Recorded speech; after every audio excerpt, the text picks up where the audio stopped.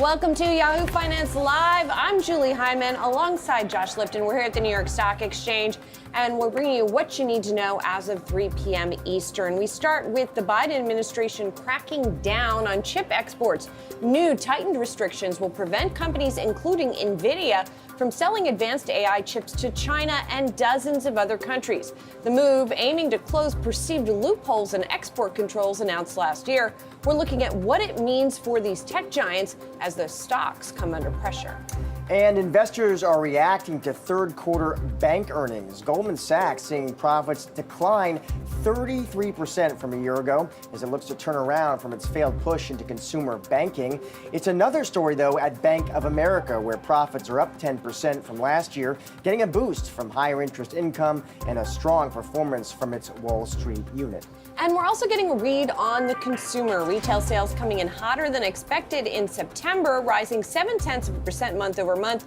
That's more than double the Street's estimate. The report showing consumers are still spending despite high inflation. In response, we're seeing big moves in the bond market. We're going to break down what all this could mean for the Fed. And let's get you up to speed on the other market action here today, both in stocks and in bonds, as we see stocks come under some pressure here. We've been, again, a bit of a day where we've been bouncing around a little bit. Right now, all three major averages are in the red, being led here by the Nasdaq, which is down by about 0.5%. We've got the S&P off by about 0.4%, and the Dow off just over 100 points, or about 1/3%. It is tech that is dragging the most on the major averages, followed by real estate and utilities. And as we just mentioned, we're watching the Treasury market, of course, as well. Big moves upward in yields. Once again, on the back of the economic data, the 10-year yield up 14 basis points, 4.85%, Josh. Yeah, so let's talk more about that economic data. So the big one this morning, September retail sales report that was stronger than expected. And of course, we focus here on core retail sales as well. So that's Xing out food, auto, building materials, gas station sales. That rose a solid 0.6% in September. And that easily beat what economists were looking for. Also, July and August, by the way, those gains were revised up. So bottom line, we continue to see this consumer who looks resilient against this sturdy labor market. And one question for investors, of course, is what do our central bankers or policymakers make of this data? Because since they last met, Julie, we've now seen strong jobs report, core CPI up 0.3%, and now this strong retail sales report, too. You would think, okay, they see all that, maybe that means another hike on the table in November. But of course, we've seen central bankers come out and it's been singing from the same songbook here that maybe rising yields are doing the work for us. In fact, just today, again, we had Richmond Fed President Tom Barkin saying the Fed has time to see, his words, if the central bank's rate hikes to date will be enough to bring inflation back to their 2% target. You know, and that Fed speak is perhaps why we have not seen much movement in the CME FedWatch tool, right, that uses the pricing in the futures and options markets for Fed fund futures to price out what the market's expecting. We've seen a little bit of a tick up in the probability of a November rate increase, but not a sizable move. We are seeing sizable moves, however, in the bond market based upon this economic data. The 2-year yield at the highest in 17 years, and we're seeing the 10 and the 30 near the highs that we've seen as of late. Now, what this latest economic report has done, along with industrial production, which also came out today, was to push up GDP forecasts. And one of the things that the market watches is the Atlanta Fed's GDP Now forecast, which brings together a bunch of different data points. And this is what it now shows. You see there, the top line is the GDP Now forecast, and then the personal consumption expenditures is the blue line. So effectively, the forecast for consumer spending is going up, and therefore GDP growth forecasts are going up. Now it's looking at 5.4% annualized in the third quarter. So it's really interesting to still have the Fed officials really holding the line on we're still willing to be patient here. There's nothing in the data that they're seeing as of yet that seems to be shaking that patience. But we'll see if that changes. Yep. Yes, we will.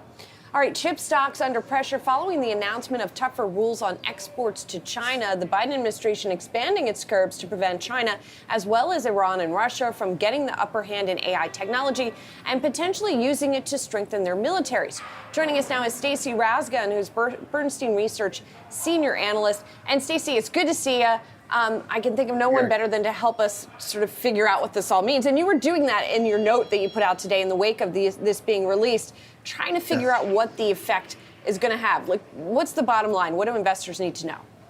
Yeah, so it looks to me, and again, this is our first early read. This thing was 300 pages long, so we did the best we could. However, it looks to me that most of the current mainstream data center GPUs that are getting sold into China are likely to come underneath a control regime. They're going to be subject to export controls, and likely sales will be curtailed unless and until the company can get a license to ship. And frankly, I wouldn't hold my breath on that. So parts that NVIDIA has been shipping actually that were sort of workarounds from some of the controls that were put on last year. They brought in products that were specific for the China market that were designed to come in like underneath the control thresholds a year ago. These new regulations kind of close some of those workarounds and loopholes and sort of block off sales of that. So I do think the stuff that NVIDIA has been selling into China, as well as frankly even parts from Intel and AMD, like it's not like they're selling any, but if you sort of look at the specifications of those parts, they're not going to sell any into China. Those are going to come under the controlled regime as well. So Stacey, let me ask you this. This is what NVIDIA is saying in response to this. Given the demand worldwide for our products, we don't expect a near-term meaningful impact on our financial results. So maybe that gives comfort to some traders, Stacey. But let's say you're an investor, you're listening to this. Should you be concerned about what this is going to mean long-term for NVIDIA? Well, sure. So you're right. They don't have any near-term impact, and that's because demand is off the charts. And the stuff that they were selling into China was almost the same as what they were selling elsewhere. There were only some few minor tweaks, and so they can redirect that stuff. There's plenty of demand. Their backlogs are very high. But long-term, yeah, I mean, look, even the company themselves, NVIDIA's come out and said, like, if this stuff continues, that over the long term, the China TAM will likely be impaired, and I think that is the case. Now, my own opinion, though, is is going to happen anyway. So let's imagine a scenario where these control thresholds, like they're getting lowered today. Let's say that they were not lowered. Fine. They're never going to raise them, though. They're never, as far as I can tell, the U.S. government is never going to make it easier to ship stuff into China. Best case, these thresholds stay where they are, and the gap over time between what is legal to sell in China versus the rest of the world is going to get bigger and bigger and bigger and bigger as we go along. And eventually, like even the stuff they're selling today would be non-competitive in any ways. So my own opinion is that the China TAM for this is likely already to have been impaired. The question is it going to happen quickly or slowly? Looks like it's probably happening quicker. Maybe that's a good thing. You can rip the Band-Aid off. I do believe that over the long term, the overall opportunity is still very large with or without China. But yeah, it's not like it's a positive. It's not. Well, and we keep talking, Stacey, for a while now about NVIDIA and then like everybody else when it comes to the AI play. Are there any homegrown chip makers in China at all that are coming anywhere close to what NVIDIA is doing or potentially? Doubtful. I don't think so. This stuff is very difficult. And again, even if they were, some of the other controls that were put in place last year and some of the revisions that were done today make it very difficult for China to develop and have manufactured chips that could be competitive, especially with NVIDIA's highest end. Maybe with the lower end stuff. Our math suggests that NVIDIA's older generation, what they called V100, the Volta part, which was actually introduced in 2017, my math suggests that that particular part of their entire portfolio would be the only one that might drop below the threshold. And I suppose China could buy a lot of those. It may also be plausible that maybe there are some China offerings that are comparable with a part that looks like that. But again, that part is like 6 or 7 years old at this point. In terms of China being competitive or China companies being competitive with NVIDIA's state-of-the-art today, I'd be very surprised. And Stacey, I want to switch gears here a little bit because you also cover Broadcom. I'm looking, Stacey, at VMware today, really getting smacked around. And I saw, I did hear these rumors circulating, well, maybe China tries to hit back at the U.S. by blocking Broadcom's hopes of acquiring VMware. Any intel, any insight? What do you make of these moves you're seeing, Stacey?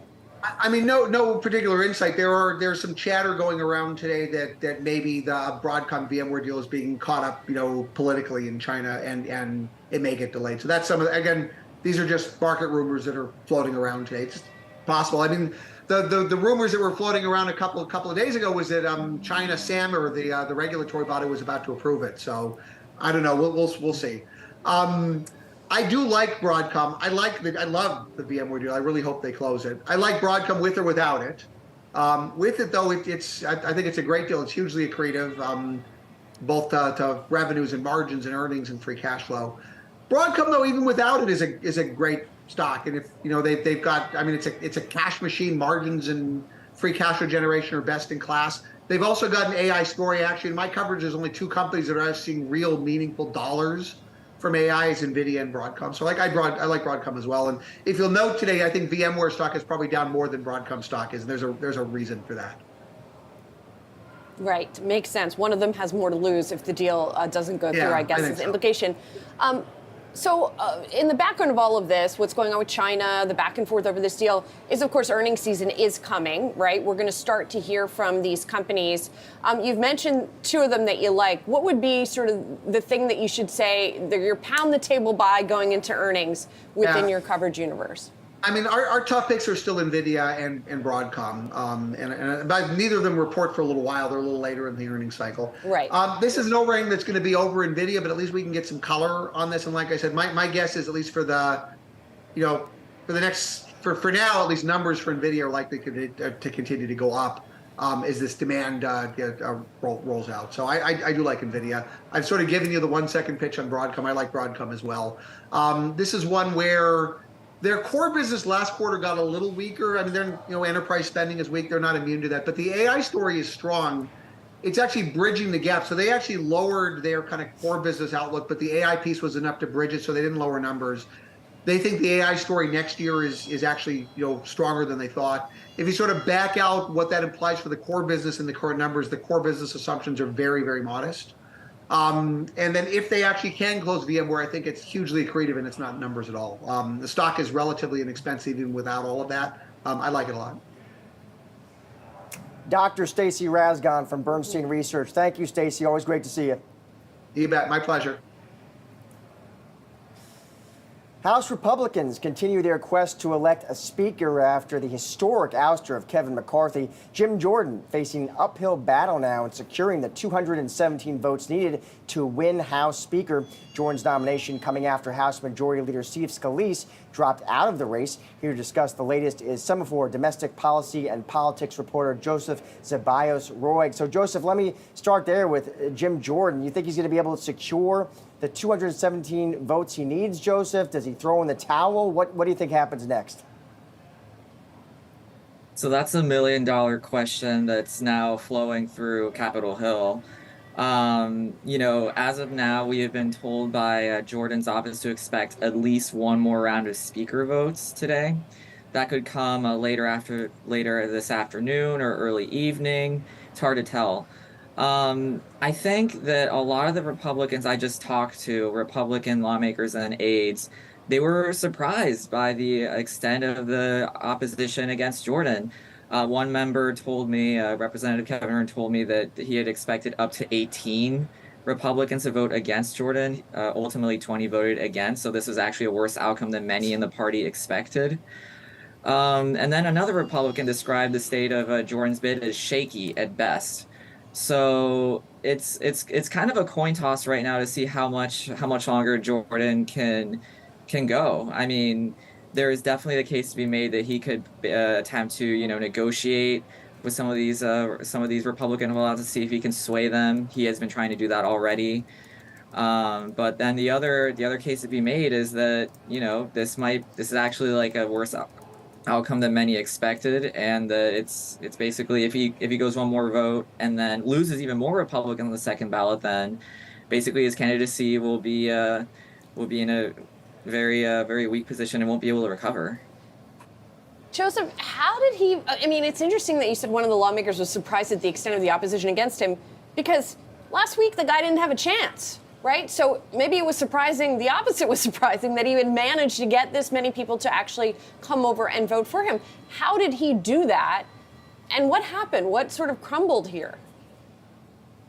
That's very much a fair point. It was just last week that we saw 55 Republicans and a secret ballot behind closed doors say that they would never vote for Jordan on the House floor.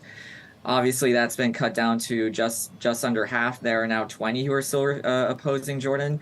And I think he made a lot of calls over the weekend, just basically trying to address members' concerns on whether it's issues like providing military aid to Ukraine or funding the government. I think he was able to make some headway with Republicans who were on the fence, but clearly he has not won over everybody.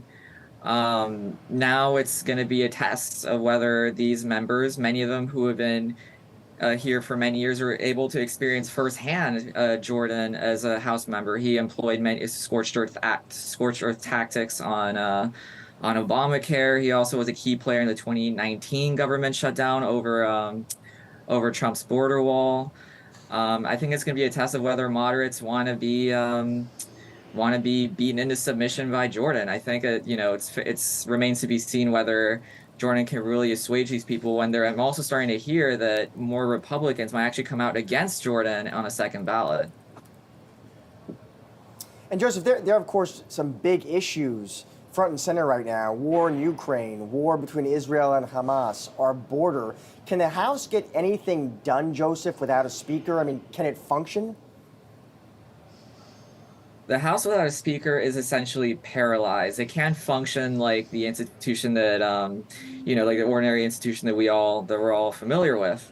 Right now, Speaker pro tempore Patrick McHenry is in charge. His main responsibility is to oversee the conduct of a speakership election. But we're starting to see more appetite among some Republicans and even some Democrats too that, should this speaker race drag on longer than we all expect, which is very much a real possibility at this point, that he should be empowered, that the House should be able to pass a measure that would allow Speaker McHenry to, bring certain bills to the floor, for example, maybe a resolution on Israel or even military aid, that would basically allow the House to actually pass bills and conduct other legislative business. So the longer that this speakership drama does drag out, I think you're going to see a growing appetite among members in both parties that Speaker McHenry should be allowed to take like a greater role in overseeing the House and its conduct, while House Republicans sort out the mess that they've thrown themselves in by ousting Kevin McCarthy, their former speaker. Why don't they just make McCarthy the guy? Or McHenry, excuse me. Why don't they just make McHenry the guy? Yeah, so this is a question that I've posed to a couple of Republicans. I think most just want to actually just vote for a speaker, whether it was Scalise or Jordan, and then move on. But there's another interesting perspective I heard just a couple days ago from a Republican appropriator, that the House really does find itself in an unprecedented situation. The House has never before ousted a speaker. We've never had a speaker pro tempore that's just been charged with being like a caretaker of the House. So another concern I've heard is that anything McHenry does could be challenged in the courts by opponents of certain measures that Republicans may want to act on. So there's a question of how legal empowering McHenry might be, but I think you're going to see appetite among Republicans and Democrats to do that very act if House Republicans can't go ballot after ballot, and we still find ourselves in this very same mess. And Joseph, let me get you out here on this question. Let's say Jim Jordan secures the speakership. Is it more or less likely, Joseph, we would then have a government shutdown? I think that a lot of us are still trying to figure that out. Some of the holdouts for Jordan are actually Republican appropriators who, at least one of them, Steve Womack, has said that he and others are concerned that, they've been writing these spending bills at levels that the Democratic-led Senate was never going to accept. So I think that, there are some Republicans who've been here for many years who just want to stick to the original funding levels that the former Speaker McCarthy agreed to with the White House back in May. Depending on Jordan's legislative, trajectory, he has, like I mentioned before, he has been a key player in another government shutdown. He is viewed it as a legitimate bargaining tactic to achieve a conservative outcome. I think it's very well possible you could, see him fail to corral the forces he's unleashed in his own party, particularly those who've been pushing for steep spending cuts to, domestic, safety net programs, rural aid, nutrition assistance, housing assistance. you could be put in a position where, he says that he's able to control them, but then very much is fails to, and then we all find ourselves in a government shutdown in about a month. Joseph Zeballos-Roig, thank you for joining us today. That was great insight. Appreciate it. Appreciate it. Let's take a look at some trending tickers in today's trade. Shares of Wyndham and Choice Hotels both on the move today after Wyndham rejected a $7.8 billion takeover offer from Choice, calling the proposal underwhelming and opportunistic. So Choice Hotels, Julie, they make this unsolicited bid for Wyndham for nearly $8 billion. I did hear Choice's CEO on another network, and his argument was basically this combination, he said, through direct bookings, lower operating costs, stronger rewards program should help owners of its franchises improve the value of their assets and the return on investments. Wyndham today, you can see, surging higher, but around that price, around 75, you're still, of course, well below the $90 deal price. Right, and it's interesting because there is some analyst chatter that, maybe Wyndham is holding out for either a higher price from Choice or from another suitor entirely, but the market's not reflecting confidence that they'll be able to get a meaningful higher price. You would see the stock trading up by more. These are two of the biggest players in the discount hotel space, which has really been booming as we have seen this big travel comeback.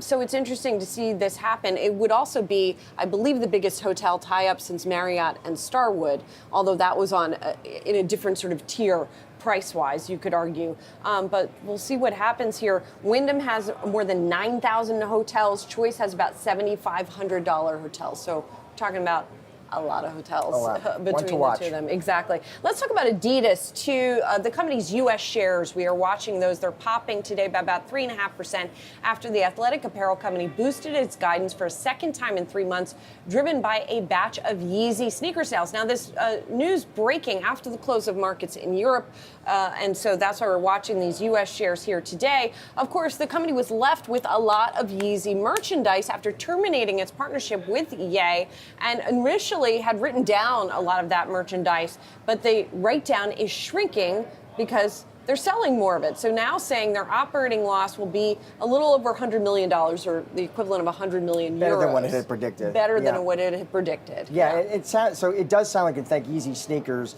as you mentioned, they canceled that partnership with the rapper after he made these series of anti-Jewish remarks last fall, but they're still selling, I guess, Joy, the shoes they have left. Yeah. And the company, we should mention, the company did say they're going to donate what they call a significant amount of the proceeds. Not sure exactly how amount, but they call it a significant amount to charities. Right. And so now the write-down of the inventory they have left is now about 300 million euros from 400 million euros previously. But they've done a couple drops of product. And so that's where they got this bump from. Yeah, investors like it. Yep. I'm going to end here on shares of Chesapeake Energy. Check these out, and Southwestern Energy, both on the move after natural gas producer Chesapeake approached Southwestern with an acquisition offer worth $11 billion. That's according to Reuters. So these are reports. We're going to pin them on Reuters for now. And folks are pointing out, Julie, the combined company, let's say this happens, would overtake EQT as actually the largest U.S. natural gas producer, at least by market cap. And these two I'm reading are also neighbors. So most of Southwestern's production in Appalachia, Louisiana, where apparently Chesapeake also operates. Yeah, Chesapeake has been an interesting story to watch over the past few years. It emerged from bankruptcy in 2021, and it's been getting rid of most of its oil production assets and really focusing in on natural gas. At one point, Southwestern also bought some assets from Chesapeake. So obviously the two have done business together before. Reuters is saying that these are preliminary talks. It might not end up, bearing any fruit. They might not end up doing a deal. But it's interesting in nat gas coming on the heels of Exxon's purchase of Pioneer, a much larger deal to be sure, but more tie-ups happening potentially in the industry. You are right to put that qualifier, because Reuters does emphasize Chesapeake has been, I guess, studying other potential acquisitions, may, of course, decide to pursue a totally different target at the end of the day. Well, obviously, investors are reacting today, though. Yeah, they like what they see. Southwestern shares. All right, we're just getting started here on Yahoo Finance Live. Coming up, Tesla's going to report third quarter results on Wednesday. We'll break down how the EV maker might be benefiting from the UAW strike. And eye to the sky. United reporting earnings after the bell. We'll break down those numbers as well, get an in-depth analysis of the report. Plus, retirement wreck. The U.S. scoring just a C+ for its retirement system. That's from a new study. We'll talk about it and more when Yahoo Finance comes back.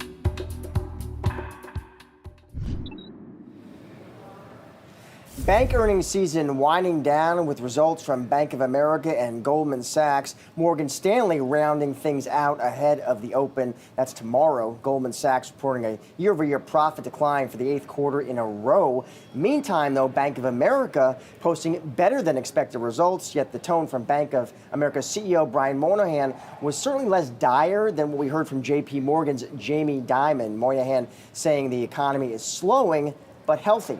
Joining us now is Ken Leon, CFRA Director of Equity Research. So Ken, let me first just get your big picture take here. You know, they reported, I've got Bank of America right now.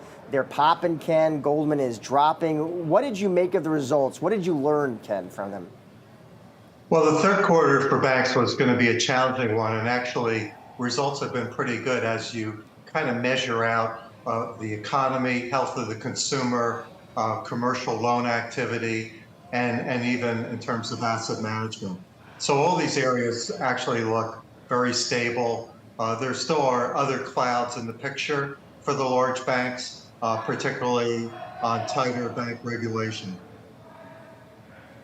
And Ken, on that point, it was interesting to me sort of the tonal difference between, say, a Jamie Dimon and a Brian Moynihan. Even though JP Morgan, I think on the face of it, the numbers looked better, right? But Dimon, of course, in his signature dramatic fashion, talked about regulation, but he also talked about it being a dangerous time right now. Moynihan, on the other hand, talked about a slowing economy, but in general, he said the consumer is healthy. So, like, which of those pictures is more accurate in your view? Yeah, so you really have to look or read between the lines, and the picture you get, for Bank of America is, Main Street America. The consumer is doing fine. They're just moving along. For Jamie Dimon, for a bank that has strongly outperformed its peers, it's a matter really of trying to lower expectation of the street, especially bank analysts. So that's always his mission, is to lower the bar, because it's the one bank every quarter that outperforms and delivers across all the lines of business. And Ken, you did mention regulation. U.S. banks facing these capital hikes. How much of a challenge of that, a headwind, Ken, is that for the industry?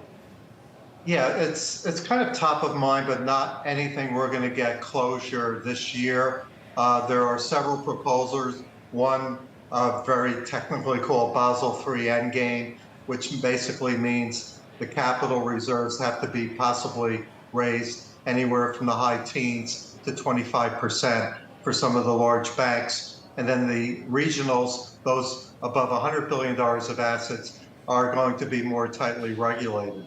So that's a big deal, because then we get into the narrative that these large banks may become more like bank utilities, thereby being more regulated. And do we buy that? Is that really going to be a big curb on bank growth? It seems to me that the regulation that has been put in place, so even since the financial crisis, the banks have done just fine. Well, banks are fine, but they've underperformed, and really to get the financial sector and the banks outperforming the S&P 500, first, CFRA's view is that when we move to a rate cut regime of the Fed late in 24, usually 9 months before, financials tend to do well, including banks. Second would be if we have a soft landing and not a severe recession, that means that we're going to have a fairly healthy economy, and we're going to see loan growth for the banks. And ultimately, for the global banks, they are diversified, and we're at the trough of the investment banking cycle. So areas like equity underwriting and also mergers and acquisitions is likely to be better next year. And Ken, let me ask you about, I want to switch gears a little bit, just talk to you about Goldman's David Solomon. And listen, Ken, you know this company backwards and forwards. I'm just interested, Ken, if you believe he's the right man for the job. There were these just string of press reports, Ken, I'm sure you saw them, that were just brutal. I mean, the New York Times had one, his management style's winning few fans. He's mired in quicksand. He's unsure what to do. I mean, it's really tough stuff. Is David Solomon the right guy for that job, Ken? And do you think his job is secure? Well, it's funny, because I think years and years ago, we were colleagues at Bear Stearns. David Solomon has done remarkable. I think, when you look at the core franchise for Goldman Sachs, plus the support that the board of directors has for David Solomon, I think he's going to do fine, but he just doesn't have that demeanor. He's a nice guy, and he projects that, at least externally. Internally, we don't know. It's kind of strange that in 2023, we even hear Goldman talked about with partners, but they own less than 2% of the stock. So overall, I think he's going to be fine. Goldman's going to have a better trajectory for improvement as we go into next year.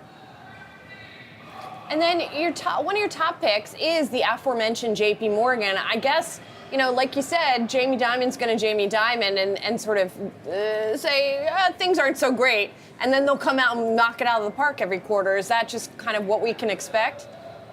Well, they have been doing it. And again, compared to a Citigroup or a Wells Fargo, they have their leadership, their management in place. They really have invested heavily to drive the business versus spend to really correct problems with regulation, as Wells Fargo and also Citigroup have to do. Ken Leon, CFRA Research Director of Equity Research. Thanks so much, Ken. Thank you. And coming up, open wallets. September's hot retail report shows the resiliency of the consumer, but how long is it gonna last? We'll break that down next.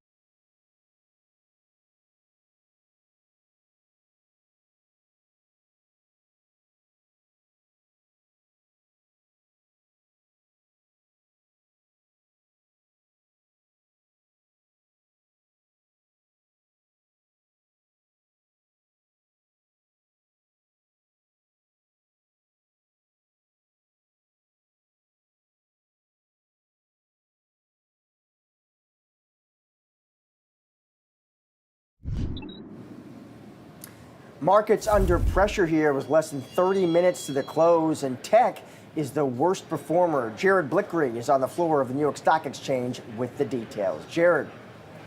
Hi, Josh. Let's take a look at the Wi-Fi Interactive here. As you said, tech the worst performer today. I've actually been tracking the weakness in tech going back to last week and kind of started around some of that weakness we saw around the latest CPI report. Now, here's a look at the sectors over the last 5 days. You can see tech is one of those underwater, healthcare, consumer discretionary also there. But I do want to point out something here, pretty interesting, that concentration among the mega caps, and the mega caps we think of as a tech-related sector, that is close to highs here. This tracks the S&P 500, well, S&P 493 rather, that's this purple line, minus those magnificent 7 down here in the blue line. You can see that's rather flat line. So we still have a situation where we're seeing a lot of concentration in tech. But the good news is we probably have the October lows in, and I just want to go to a report by Almanac Trader, that's Jeff Hirsch, who writes over there, and he's noting that from here to the end of the year, very high probability that we see gains in the Nasdaq. And here's a table I prepared off of his results. You go all the way back to 1971 and measure through last year. Once you find the October low and measure into the end of the year, it's positive 46 out of 52 times. That's 88%, with an average gain of 9.5%, median gain of 8.2%. But we do have some losers. And it's also possible, by the way, that we have misidentified the October low. I would note that in the year 2000, that's when we saw this minimum here, down just about 20% in the fourth quarter of the year. Not something that happens a lot. Usually get that Santa Claus rally, but it didn't happen as recently as 2018. That was another year for the fourth quarter. But if we have made our calculations right, and if we have identified the low here, here's a quote from Almanac Trader. October phobia strikes again, but fear not, and maybe referring to the fact that we tend to see all these crashes in October historically, giving its name. Our tactical season MACD buy signal, that's a technical signal, has triggered. Market seasonality has turned bullish, and October has historically been a good time to buy. Our bullish outlook for Q4 remains intact. The market's pullback/correction has most likely run its course. Seasonal low is in, and the market is likely to begin a new trend higher. Weakness can be considered an opportunity to accumulate new long positions for the best months. So hopefully a little bit of good news heading into the end of the year here. We'll have to see and keep our seasonality hats on.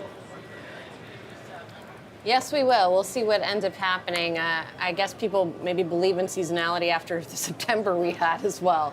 Thanks, Jared. Yes. Retail sales coming in hotter than expected in September, rising 0.7% month over month, more than double the street's estimate.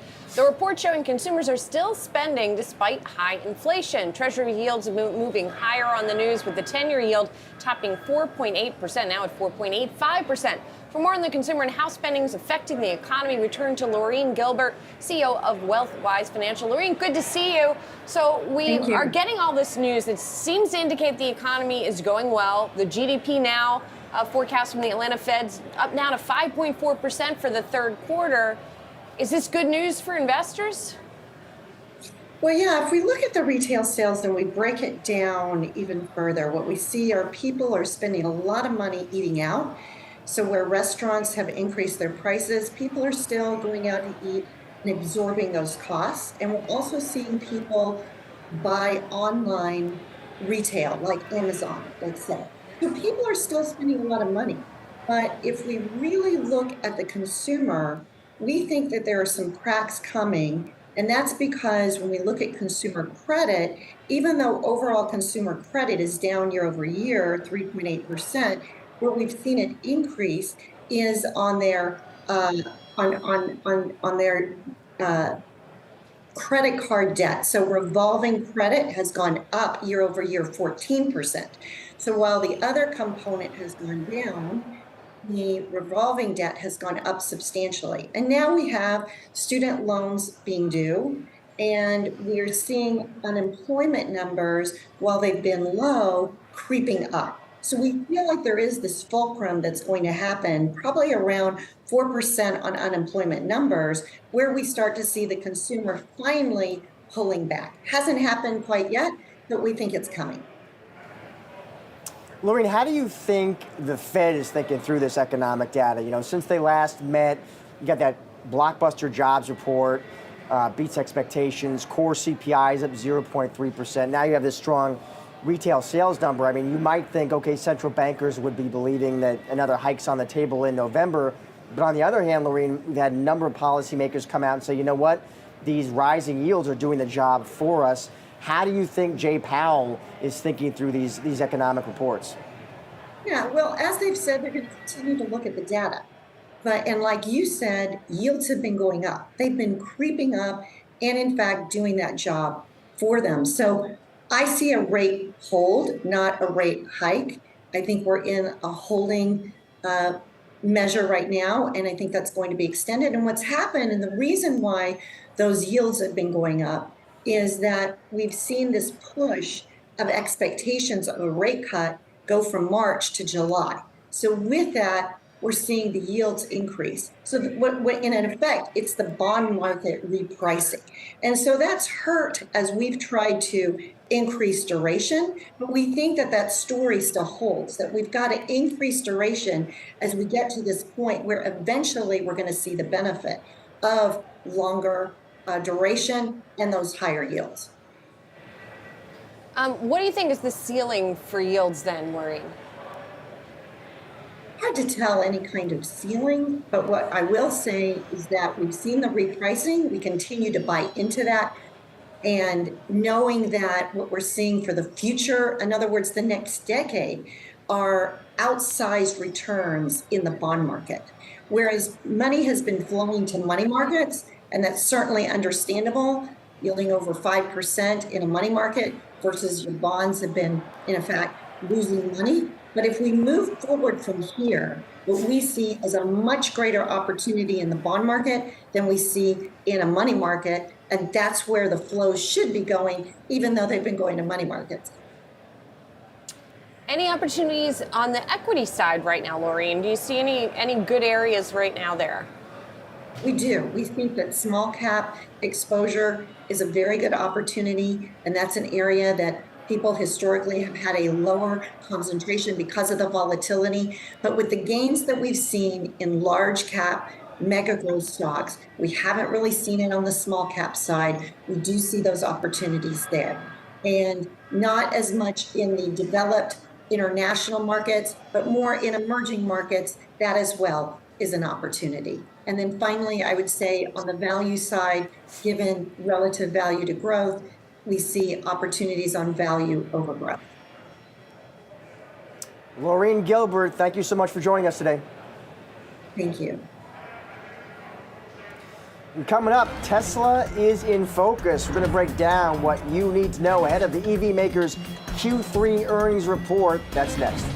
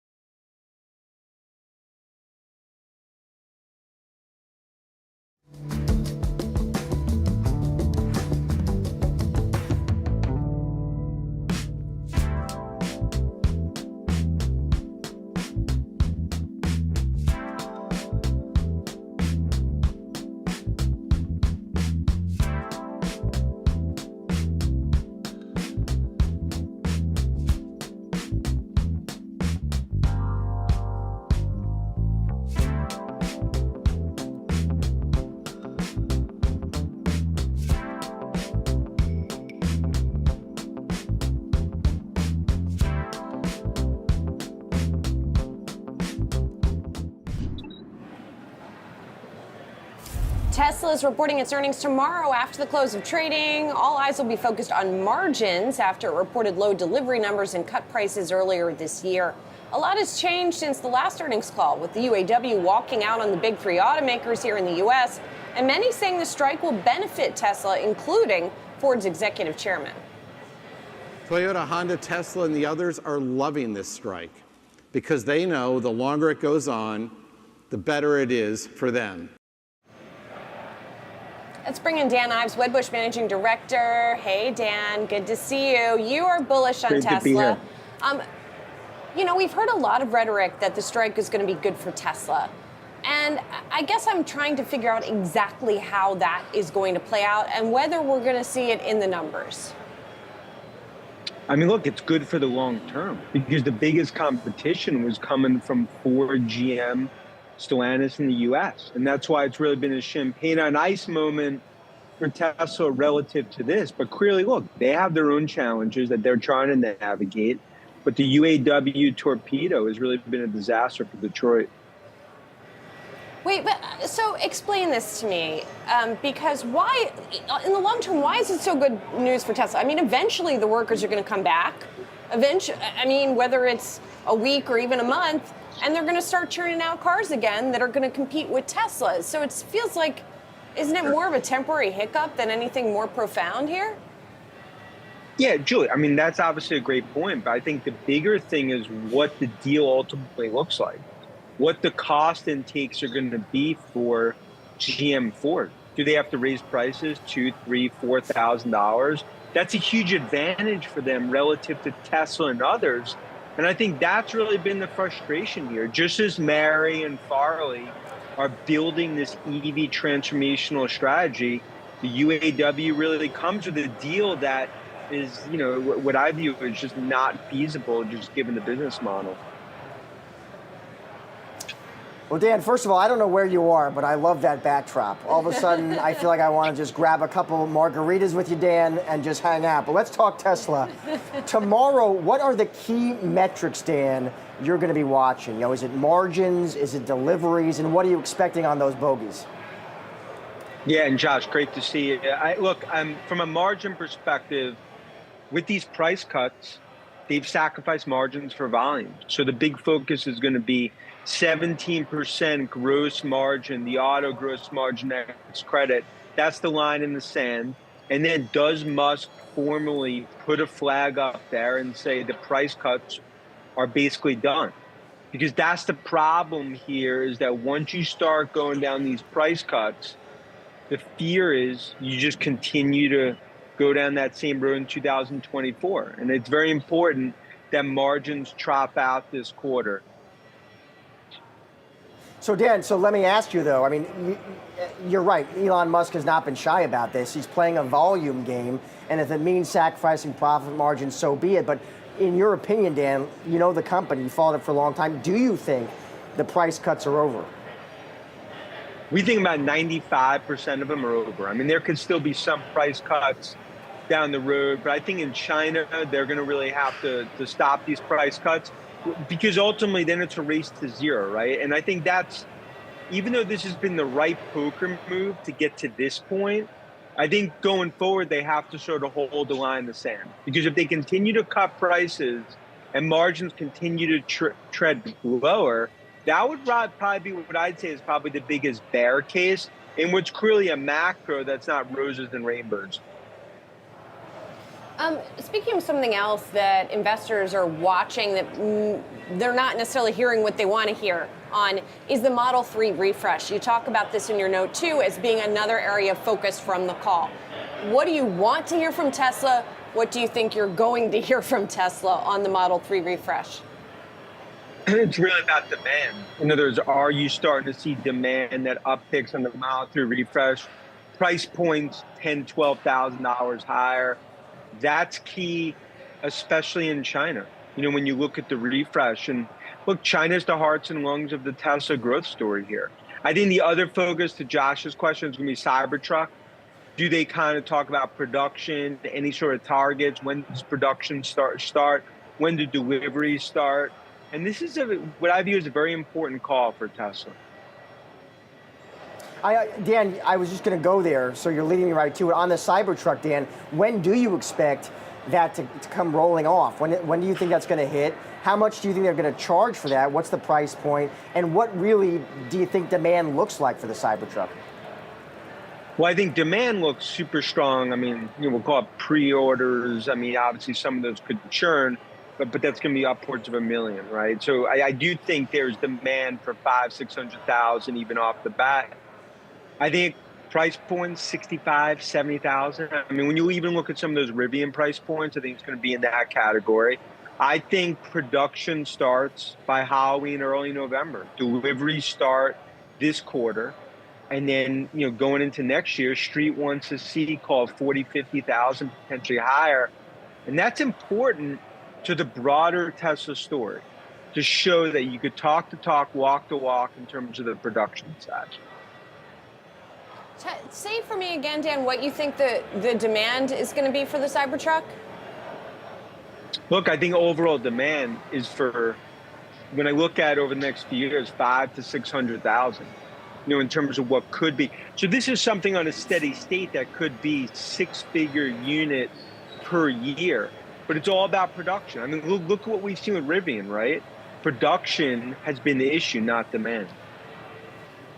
And Dan, I'm sure we've talked about it before. I'm not a buyer of the Cybertruck. This is not for me. I'm not living in Mad Max the Thunderdome. I don't need to drive a car that looks like that. But I do wonder, listen, if the thing ends up being a runaway hit, if people love driving this thing on the roads, does that up the ante on other car makers to get weirder? Well, it does. And Julie, remember, I mean, if you're driving this, around, no one's taking your parking spot, right? So I think this is going to be which is like that's not something in its favor. That's kind of icky about it, in my opinion. But that's just me. Totally. No, but look, but no doubt, it's up the game. When you look at Rivian, you look at Cybertruck, it's up the game, and that's why it's been so important for Ford with the F-150 Lightning, for GM and others to go after this category. And when it comes to Tesla, yet again, the skeptics will criticize, and I think yet again they'll continue to outperform.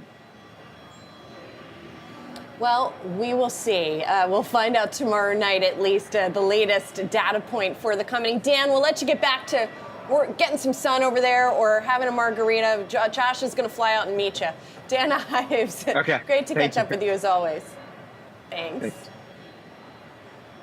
Coming up, we'll bring in the closing bell on Wall Street. We'll check in on the latest market moves, the top trending tickers. We are heading towards a slightly lower close.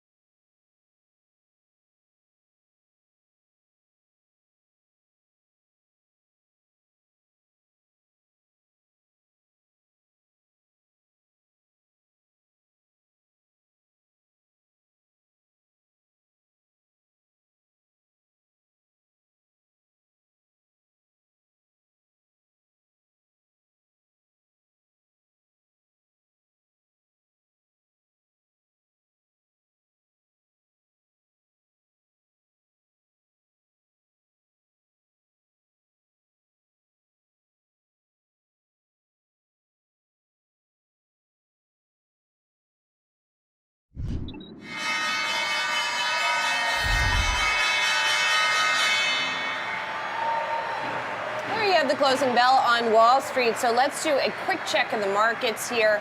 As we close out the session, earnings really getting underway in earnest here, but we did see markets kind of bouncing around a little bit over the course of the session. The Dow finishing higher by just about 14 points here. The S&P 500 down very slightly, not even a point, and the Nasdaq off by about 0.25%. If you take a look inside of the Wi-Fi Interactive here, you get a feel for the kind of up and down volatility that we saw over the course of the session. There's just the Dow as one example. So dipping in the morning, we had a retail sales report that we've talked about that came in stronger than estimated, sort of raising bond yields, which puts some pressure on stocks, but the stocks then recovered in the middle of the day and then coming back down. So really quite a lot of bouncing around in the session. If you look at the trending tickers today, and this is what you're going to see over the course of earnings season, right? A lot of earnings related movers there. You also have NVIDIA, which ended up finishing down about 4.7% on the news that there would be new restrictions from the U.S. on exports to China,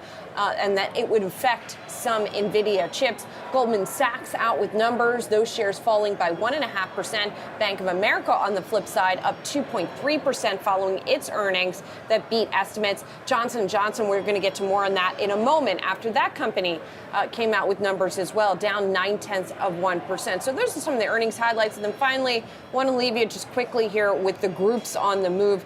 Here are the sectors. That's the 5-day. Switching on over to the single day here.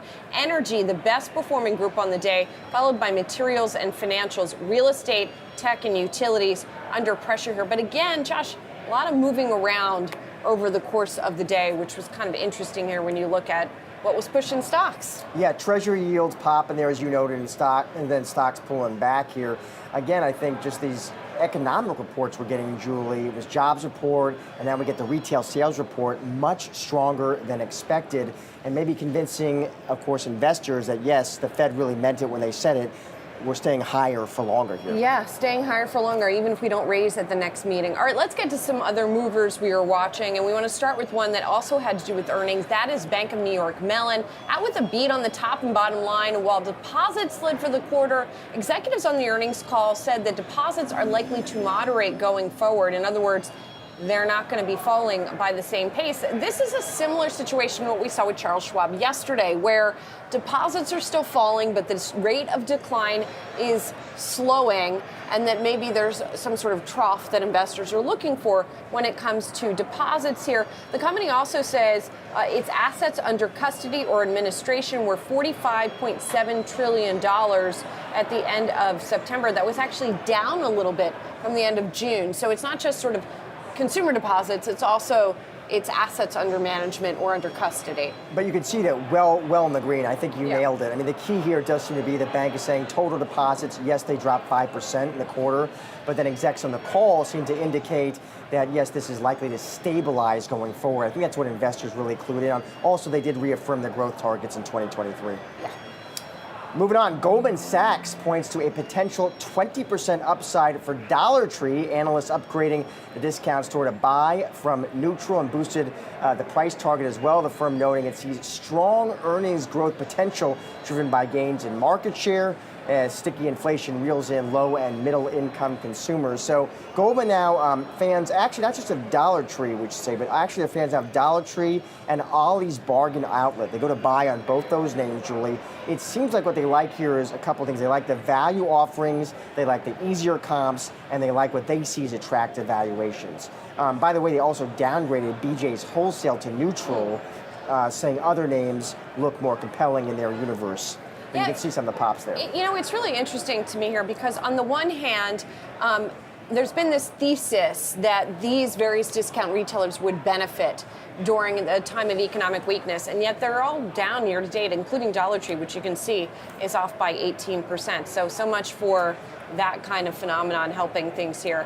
And then finally wrapping it up with VF Corp, those shares jumping in today's session. The move coming after activist investment firm Engaged Capital took a stake in the company. Engaged Capital pushing for cost cuts and changes to the board for VF Corp, which is the owner of brands like Vans and North Face, but those shares higher by 14%. VF saying in a statement to us they're aware of Engaged Capital's investment in the company in the comments, and they said we value the views for our shareholders and seek to maintain an open dialogue with the investment community. So Exactly not, what you should say. you know, yep. not saying go away, but not saying come here either, right? Yeah. Which is kind of treading the line. So basically, it sounds like Engaged Capital is saying, listen, when the builders say, we want you to make divestitures and we want you to pay down debt, which Bloomberg says, by their math now, amounts to about $8 billion as of July. So this is the company, they control Vans, they control North Face and Dickies.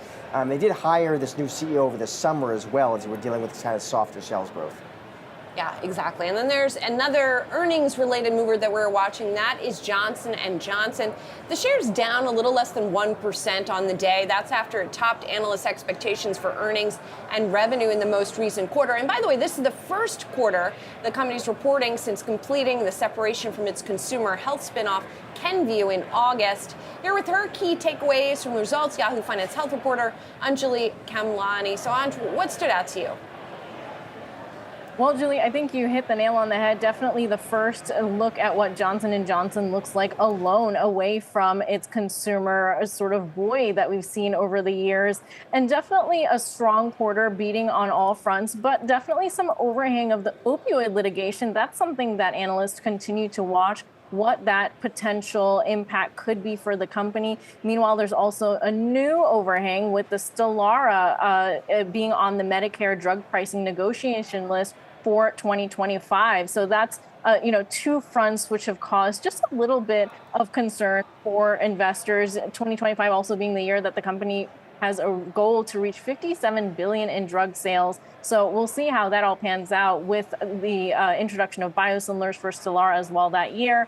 And then, of course, on the Medicare drug pricing front. So a lot going on for the company. But as you said, the first time we're seeing it operate alone, really speaking to the strength of that drug innovation side, but then also the medical devices side, the other segment that still operates under J&J.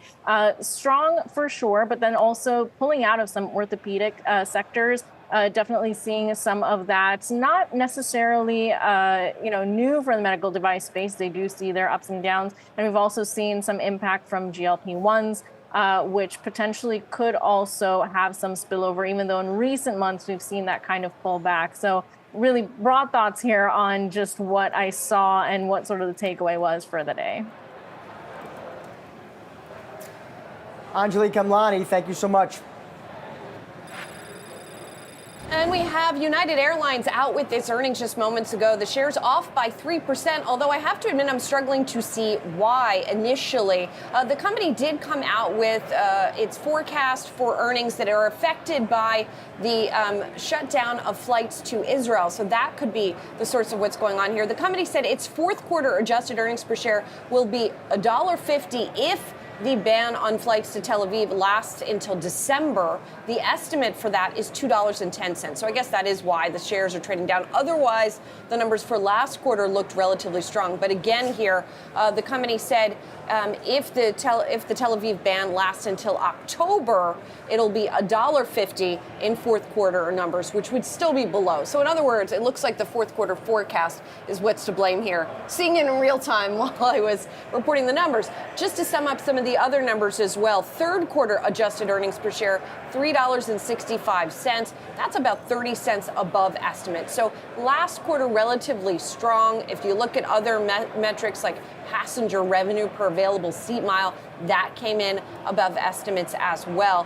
It seems like it is really the effect of what's going on in Israel that is having an effect here. And Josh, it seems to me, as we struggle to figure out what is the effect of the war on things like oil, on general market sentiment, we have been talking less as of late about specific company effects. And so here we have the first real specific company effect as a result of the conflict. Yeah, I mean, when you looked over what people on the street were saying, financial analysts who covered this company, some were saying they thought United was better positioned than peers for a couple of reasons. And one is because their exposure to corporate, to that business class, but also because of their international footprint. That was another reason. But it'll be very interesting to hear what executives, the color and commentary they give about that international footprint and that international opportunity, given the war in Ukraine, given the new geopolitical risk, the war between Israel and Hamas. What do they see in the months and quarters ahead there?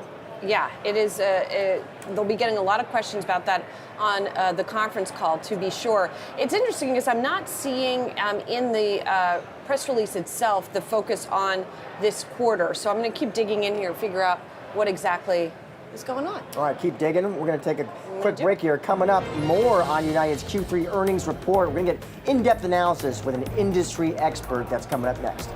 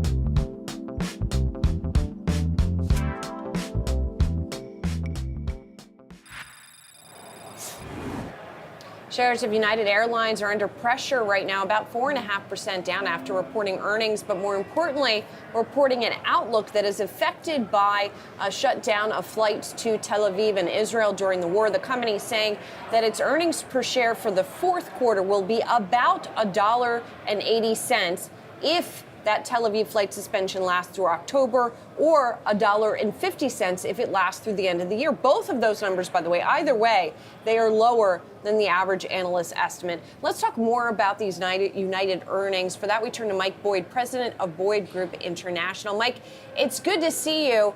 And as I was saying earlier, I guess we knew in sort of vague terms that there would be effects like this. This is the first really specific, concrete example we have. Talk to us about how airlines think about these sort of geopolitical events and how to deal with them. Well, it's one of those things. I have a question whether one route, i.e. one market, Tel Aviv, could knock things down as low as that. Maybe it could.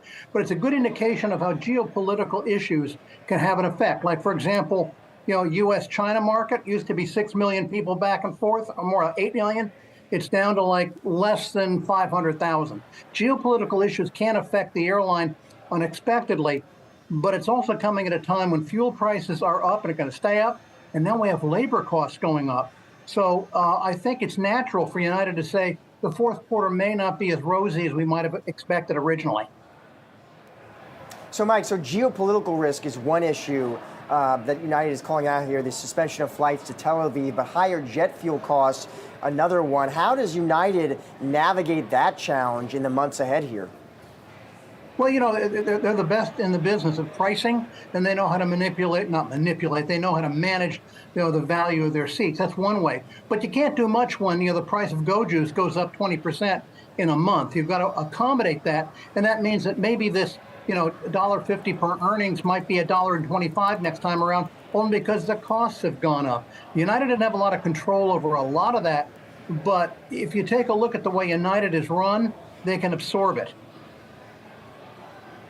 And so what are some of the levers that, like, if you're topping on the conference call, what do you want to hear from the company in terms of how they are managing those costs? Well, I would want to see what are they going to do going forward to maintain revenues. I don't necessarily buy into the fact that one market, Tel Aviv, is going to put them down that much. But how are they going to manage going forward? What's going to happen in the Far East if China does something with Taiwan? What's going to happen in Latin America, for example, with increased competition there? What's going to happen if, a leisure traffic starts to fall? International traffic is in a bubble right now, and I think United Airlines probably knows that. But when that bubble starts to deflate, how are they going to deal with that? And Mike, I was talking to Julie as the print hit here, and saying how some analysts on the street who cover this name, they thought United was in some ways better positioned than some peers, not only because of its international footprint, Mike, but they also made the case that United was better positioned because of its exposure to corporates, to the business segment. Do you think that business segment holds up here? I think it does, less so than we thought before 9/11, or 9/11, before COVID came to town. But nevertheless, it is there. And again, it's the international business segment that pays the freight. Domestic business is not going to respond or recover as much as they think, but international. And I think United has had a really good look at what's happening in terms of flows across the Atlantic. Going to places like Malaga. Who cares? It does for them because nobody else does it. They're doing things like that really are positioning them for the next 6 or 8 months of uncertainty. And for what it's worth, just to give a little context to the Tel Aviv news here, Bloomberg is saying that United has the most service to that city among the U.S.-based airlines. It actually accounts for about 2% of its annual capacity, which is quite interesting and high, right? But finally, what I do want to ask you as well is, United, we heard from Delta as well, but are there any implications of this United report for the other airlines? Sure, they're all going to be subject to the same fuel. They're going to be subject to very similar labor cost increases, and they're all going to have to deal with it. Does this mean there's a torpedo heading? No, it's just some rougher skies than we had originally anticipated. But to be very blunt, the major airlines in America, including Southwest, the top four, they're in a very good shape to get through a lot of turbulence in the next 6 to 8 months. All right, Mike, great to catch up with you and take advantage of your expertise in this area. Mike Boyd, good to see you. Thank you. Coming up, my colleague Brian Sozzi's conversation with the retail president of General Mills North America and the impact diabetes drugs are having or not. We'll see on The Business.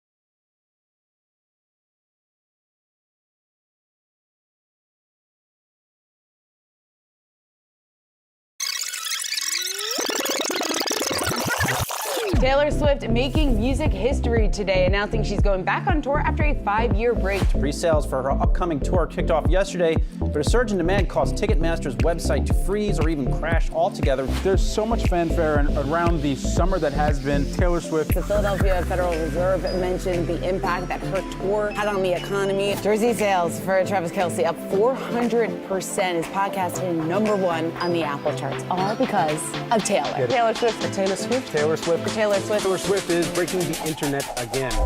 Almost 1 year ago, singer-songwriter Taylor Swift began a journey that would change the American economy as we know it, starting with ticket sales for the Eras Tour. Over 3.5 million people signed up for Ticketmaster's verified fan presale, but only 2.4 million tickets were ultimately sold. The unprecedented demand created a frenzy that resulted in a congressional hearing against the ticketing company, all while solidifying Swift's status as the world's biggest pop star. The tour kicked off in March of 2023 and has since blown up headlines and even landed in Philly's Fed Report. Analysts expect the tour to pass the $1 billion mark during its international leg in March of 2024. That would be Elton John's nearly $940 million record for his farewell tour, which concluded in July. Swift's Eras Tour is also expected to generate as much as $5 billion in consumer spending in the U.S. People are dropping money on plane and hotel tickets, fun outfits and merch, $75 hoodies, $55 long-sleeve shirts, and we didn't even talk about ticket prices, with resale tickets selling between $500 to $7,000 a pop, and in some cases, even higher. And that economic impact has only grown beyond the tour, with Swift now rumored to be dating Chiefs tight end Travis Kelce. Ticketing platform StubHub reported a 175% increase in ticket sales after she attended one of his games. And according to fan merchandise company Fanatics, Kelce's jersey sales have increased by 400% since that first Swift appearance. And now her team is taking it one step further by releasing a big screen adaptation of her popular Eras Tour. Pre-sales alone have already skyrocketed past the remarkable $100 million benchmark, with more room to run as fans flock to theaters. Bottom line, the Taylor Swift economy isn't going out of style anytime soon. All right, welcome back to Yahoo Finance. I assure you, this segment has nothing to do with Taylor Swift. It has to do with the future of food, food stocks, you name it. Let's bring in here Group President of General Mills North America, John Nudi. John, good to see you in person. I mean, you got to get Taylor Swift to start hogging some Cheerios, right? Absolutely. Absolutely. Great to be here, Brian. Good to be here. I think we have a lot to talk about in terms of the direction of food stocks, how people are snacking in this country, but I don't want your news today with Walmart to get lost in that shuffle. What exactly did you announce and how important is it to your company? Yeah, absolutely. We announced a great partnership with Walmart and Sam's Club today to advance 600,000 acres of farmland to regenerative practices by 2030. And it's a really, really big deal because regenerative agriculture makes a huge difference in terms of greenhouse gas emissions, making sure that we do our part to make a difference in for our earth and our environment. At the same time, soil health as well as crop resiliency is much stronger with regenerative agricultural practices. And it's really going back to farming the way it used to be done with cover crops and crop rotation, having livestock on the land as well. And it makes a significant difference. So partnering with Walmart, that 600,000 acres is the equivalent of all the ingredients we use to supply Walmart and Sam's Club over the period of time. So we're excited about this. Walmart's a great partner. We're excited to make a difference for our planet and for the people on it. From an investor watching this and trying to understand this, good for the planet, good news. But what does it do for the operating fundamentals of your business longer term? Well, without ingredients and without crops, we can't make our products. So for us, it's fundamental in terms of our business model. So we think it's the right thing to do for the planet, but it's also the right thing to ensure that we have wheat and oats and the things that we make great tasting cereals and baked goods out of for years to come. How serious are climate change talks in the C-suite in General Mills? They're incredibly serious. I mean, going all the way to our board, we've implemented what we call the Global Impact Governance Committee over the last few years. Reports to the CEO, report to the board, every single board meeting in terms of the commitments we've made from an environmental standpoint. We've made 10 commitments across various vectors, and we report on the glide path and what we have to do to achieve those commitments over the long term. So it's very important to us as a company. Does your company and the peers in your industry see climate change as a major disruptive event for the next decade for the food industry? I mean, I don't think you have to look to the future. You can look to now. And if you look at drought and other things that we've seen over the last few years, we're one of the biggest buyers of oats in the world. And we had a drought in Canada several years ago, which put a huge, an issue from a supply chain standpoint in front of us that we had to deal with. So it's real today. It's something that we are focused on. We think we can make a difference for the short and long term. All right, let's zero in on the portfolio that you see, snacks and cereal. What does demand look like for your products? Yeah, it's been a really interesting demand environment. If you go back to the beginning of the pandemic, we've seen some of the most significant both demand and supply disruptions in a generation, and all the policy implications that came along with that. So the government increased SNAP benefits, and those benefits have now gone away. So we've seen a lot of different moving pieces. More recently, we've seen consumers go back to full mobility, so back to the way that they were traveling and getting out prior to the pandemic.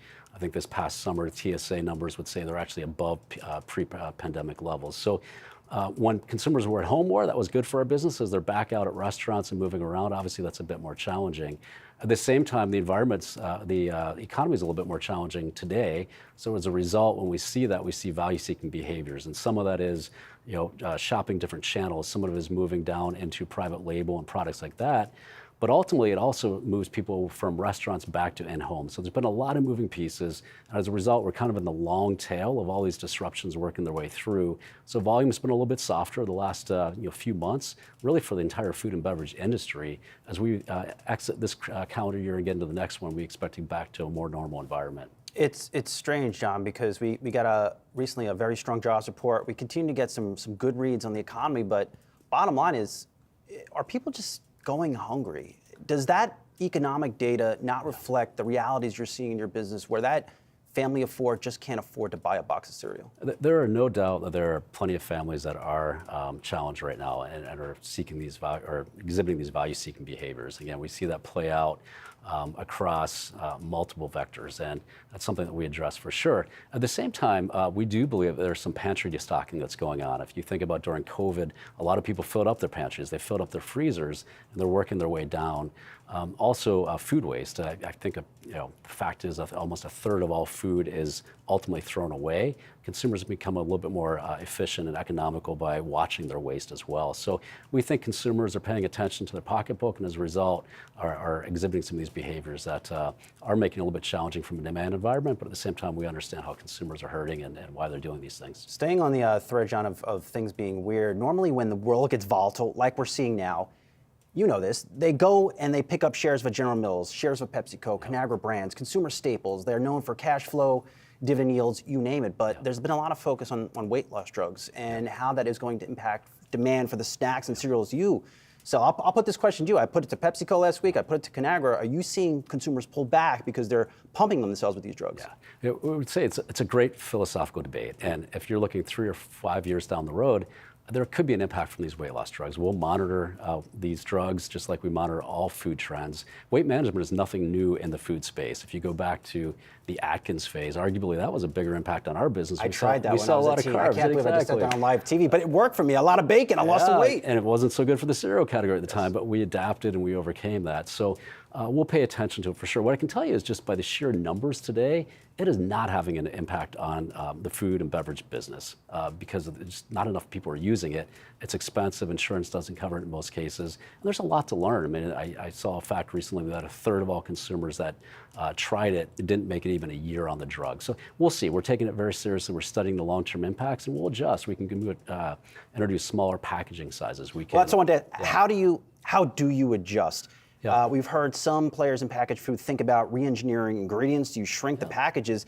People are going to use these drugs over the next 5 years. So how do you prepare your company? So again, we'll be modeling out various impacts and try to project what we think will happen here. But smaller pack sizes for consumers that are consuming fewer quantities makes sense. But also we shift our product portfolio so we can move to more nutrient, products that have more of the nutrients that people are looking for while on this diet. And we'll continue to do that. We've been around for 155 years. We've seen a lot of trends through the years.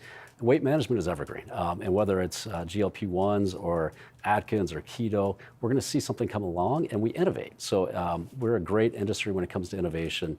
We've remained relevant through all these years, and I'm convinced we'll do that as we move forward, even with GLP-1s for sure as well. Good to see you in person. for a change, John. Last time I talked to you, I think I was talking to you from my ex-girlfriend's kitchen during the pandemic, 2020. I was in my kitchen as well, so. I had my full pantry stocked, so I'm destocking. I love it. I love it. John Nudi, good to see you. General Mills, thanks so much. Please do come back. Thank you. All right, we'll be right back.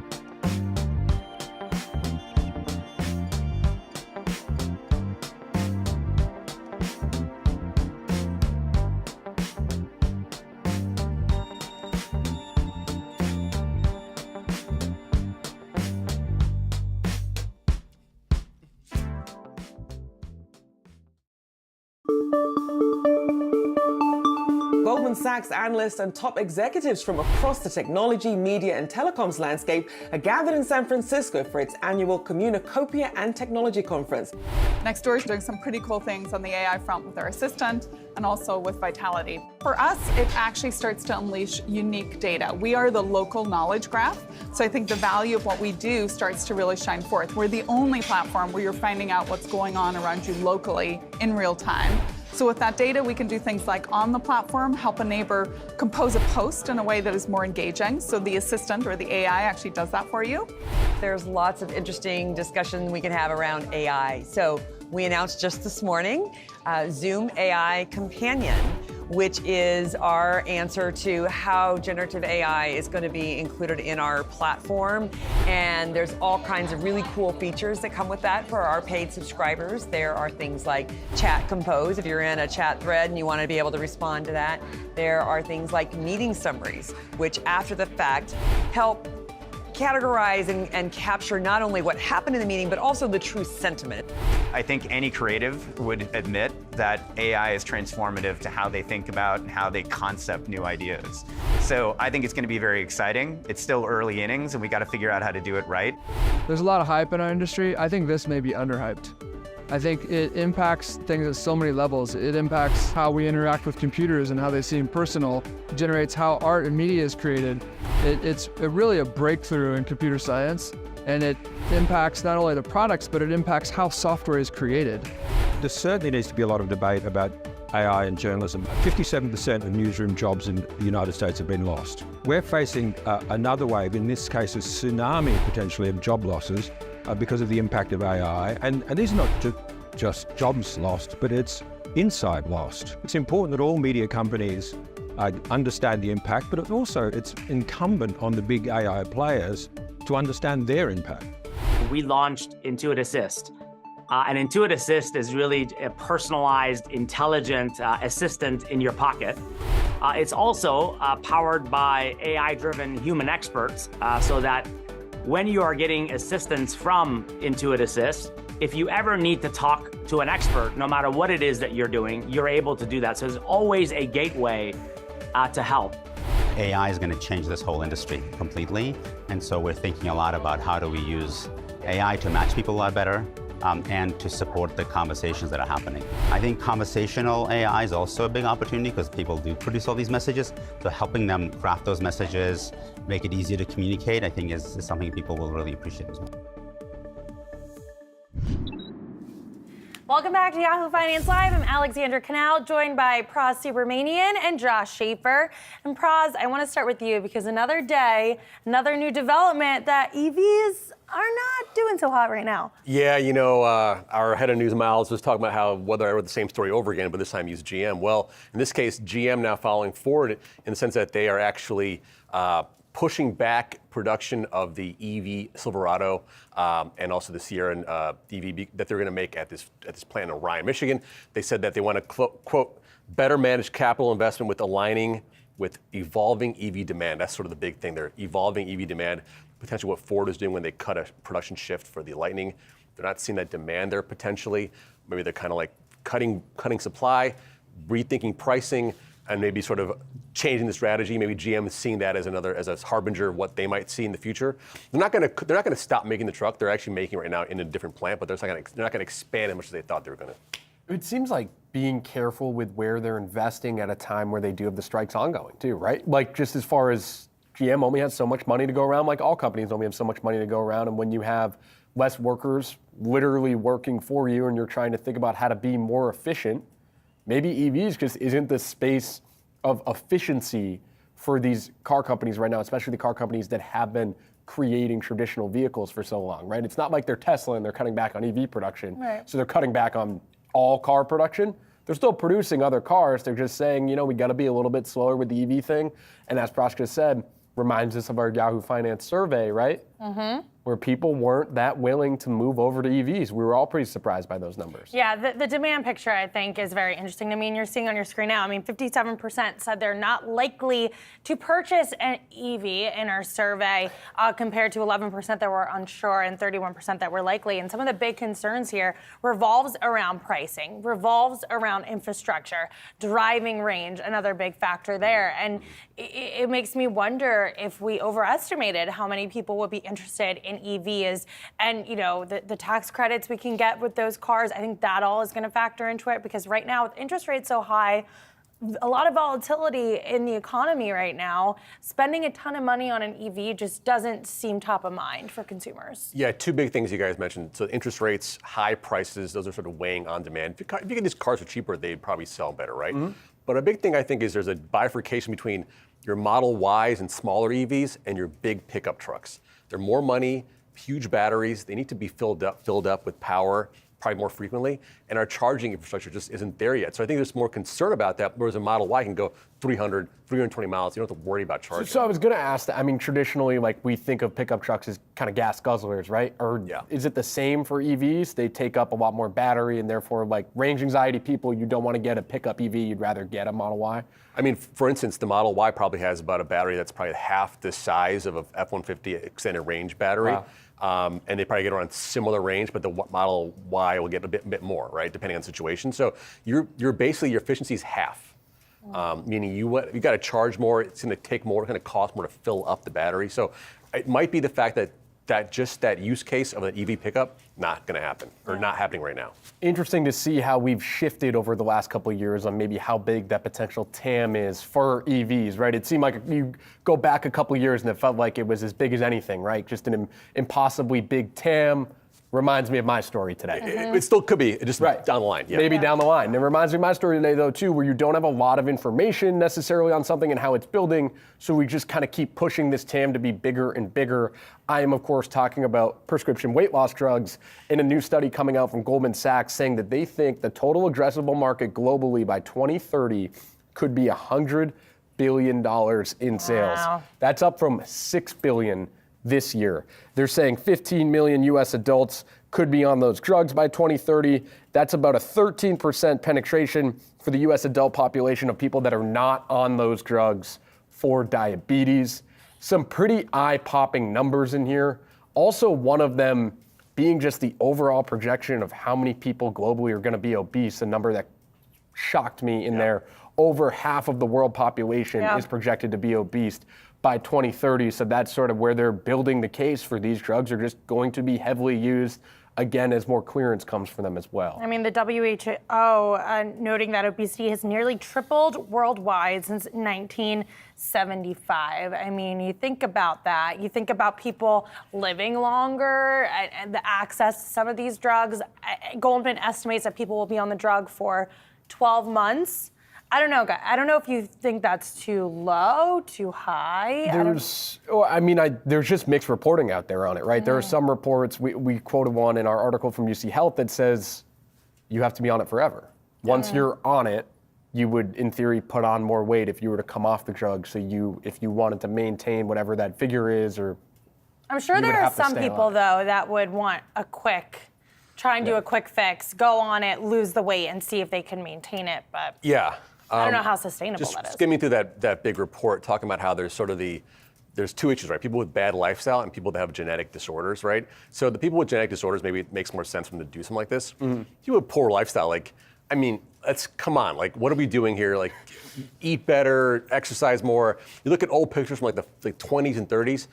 No one's overweight. Everyone's pretty skinny back then because you weren't eating a lot of processed foods. I know I'm on a soapbox here. Too. I'm on a soapbox here, but that stat of 51% of people are going to be overweight globally by 2030. It's at 38% right now, or 2020. Even that seems really high. It feels like we have time to fix that, right? Yeah, we don't need to. You would hope, right? Yeah. Goldman Sachs is infamous for putting out that note a few years ago about talking about how is curing disease bad for business for big pharma. They literally put that. I was going to say, does note. big pharma, do they want people to continue to be overweight? You get the drugs, you do whatever. I'm going on down the conspiracy route. I'm saying Mediterranean style. Yes. Right. Just some cheese, light pasta here and there. Some olives. I feel like the Italians. I mean, more than that. Some olives. Grill dinner. Well, speaking of all, there's actually not a good transition here, but I wanted to say that as we going out, eating out. True, eating out. Yeah. There's a lot of things that people have been doing this summer, this fall, to go out there and have fun, spend a lot of that money that we saved during the pandemic. I'm talking concerts, I'm talking going to Disney World, but the price to do a lot of those activities has become incredibly high. And we're in this era called funflation. There's been a lot of notes on this about how, people are willing to spend money on live events, on experiences, but at the same time, consumers are just starting to realize, okay, wait, can I afford to do this? And the economy has been strong so far, but if we do potentially enter a recession, if there are increased amounts of layoffs, that's a big problem when we think about the future of the economy and how people can really survive within this environment. To me, this is one of those, so in a survey aspect, people will say things are too expensive and say they can't afford them anymore. But in the data that we see every month, we are seeing that they are continuing to pay for them. Over the course of this year, over 2023, the four highest parts of the retail sales report, the monthly retail sales report that came out today, again, higher than expected, consumers keep spending, is restaurants, it is non-store spending, it is health and personal, it is services, experiential spending, things that you can go out and do. And I think that stands out to me. Look at restaurants, up 9.2%.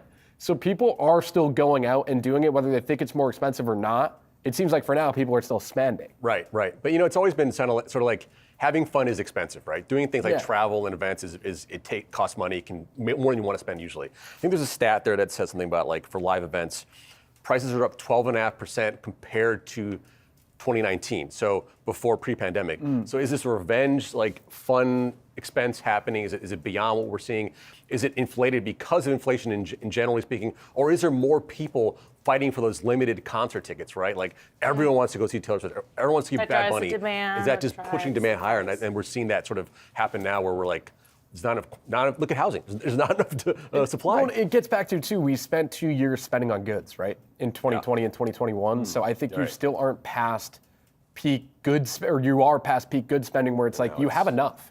You just don't really need to buy more clothes or more things for your patio and more things for your house. Ask Home Depot how that's going. People aren't buying that patio furniture again because they just got a new set 2 years ago. So you're willing to spend on a concert because you want to leave the house. Yeah. There was nothing. You couldn't go to the theme park. You couldn't do those things during the pandemic. I'd just rather spend my money there, right? I'd rather spend my money on concert tickets and spend it on more clothes. I think people might have realized that over the pandemic. Yeah.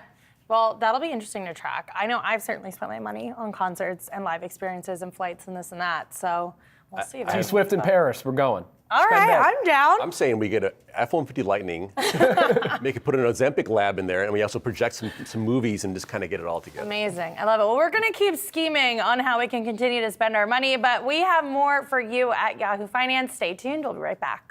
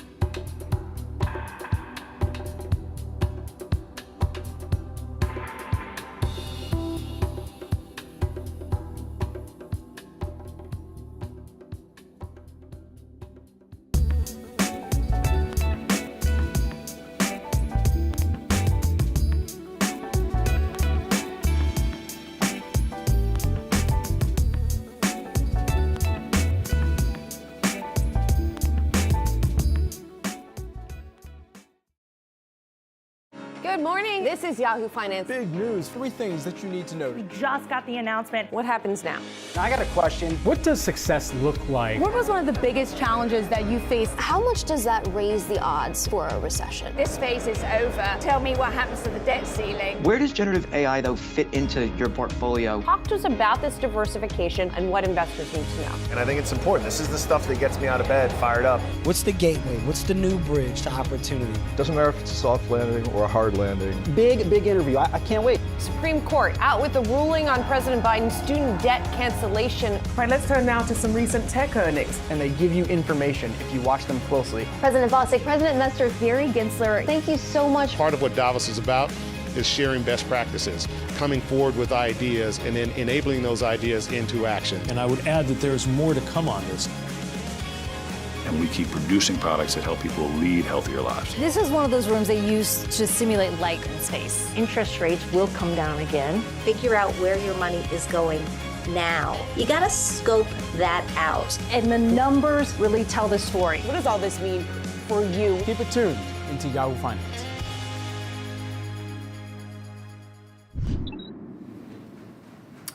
A new ranking of global retirement systems puts the U.S. in 22nd place out of 47 countries. That equates to a C+ grade. Yahoo Finance's Carrie Hannon has the story. Carrie. Hi. Yes, we are kind of middle of the pack in the Mercer big global index on retirement that came out today. And you know, the thing is that the number one is the Netherlands. The Netherlands and Denmark rated right up there on top. And for us, we're middle of the pack. They said, hey, you know, the U.S. has good features, but there are things that we can do better. But what they actually did, and they really drilled down through lots of things, but there are three things they looked at. They looked at 47 different countries, right? And they really, now everyone has different plans, different ways of working, so they tried to find some way to measure these. And the three things they looked at were adequacy, sustainability, and integrity. So what does that mean? It means that what benefits are future retirees likely to receive? The second thing are private pensions regulated in a way that people feel comfortable? That's the integrity piece of it. And are the existing systems, can they continue to deliver? Now and then they went even deeper. They measured things like household income and home ownership to try to get a sense of where we were here. So when the Netherlands came up so high because what they have in their pension system. In the U.S., our retirees look for and increasingly the plans like your 401k, your employer provided plan, which you have made those contributions into with some matching. Social Security certainly are the two big pieces of it. In the Netherlands, why they are so successful is they have sort of a flat system of the government pays everyone a flat retirement income based on how long they've lived in the country and worked there. And then there's also the employers provide money, and then people save on their own. So there's sort of three-legged stools there. So they came away by saying there are a couple of sort of suggestions for what the U.S. could do to sort of improve things a bit here. Again, it was only a slight decrease from last year's survey. But what they said is, can we up coverage for self-employed gig workers? Can we find a way to raise that income, Social Security for the low-income person? And are there ways we can encourage people to work longer? Because the three big issues really are, people are, there are more people over 65 than under 18. There's global aging going on. There's inflation. There's high interest rates. And so what happens in the U.S., if we can encourage people also, the other big thing that happens is in addition to the things I mentioned with, needing some more coverage for gig workers in particular, which is a rising area in the employment market. But can we find ways to reduce leakage? Because in our system, people are able to take loans. They're able to cash out their retirement money when they change employers. So are there ways to help people hold on to those retirement savings? And these are some ways we can move forward to strengthen the system. But C+ isn't the worst grade out there. I like that positive look at it, Carrie. That makes me feel a little bit better. C+ doesn't sound so great initially, but it's good to contextualize it. Carrie Hannon, thank you so much. Thank you. It's closing time here at Yahoo Finance. Here's a look at some of the top stories of the day we've been watching. United Airlines shares are under pressure after reporting earnings. While third quarter results did beat estimates, concerns about the current quarter are weighing on sentiment. Fourth quarter profit guidance did miss expectations amid higher fuel costs and the suspension of flights to Tel Aviv. A merger in the healthcare space, Thermo Fisher announcing it's buying Olink in a deal valued at $3.1 billion. The move helps boost Thermo Fisher's life sciences portfolio that helps drug discovery. Olink shares soared 66% on the day.